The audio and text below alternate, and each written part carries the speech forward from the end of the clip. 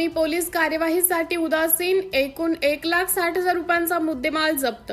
दिनांक 10 मे रोजी police station Pauni अंतर्गत आरोपी नामे प्रकाश सिंह हरागुक सिंह दुधाणी वय 45 वर्ष राहणार सावरला तालुका पवनी जिल्हा भंडारा यातील फर्यादी पोलीस हवालदार कठाणे यांनी गुप्त माहितीवरून छापेमारी केली असता नमूद आरोपी मौजा सावरला जंगल शिवार येथे मिळून आल्याने नमूद आरोपीच्या ताब्यातून एकूण 8 मोठ्या प्लास्टिक ड्रम मध्ये प्रत्येकी अंदाजे 200 किलो प्रमाणे 1600 किलो सडवा मोहफुलाची दारू 100 रुपये प्रमाणे किमती 1,60,000 रुपयांचा मुद्देमाल मिळून आला।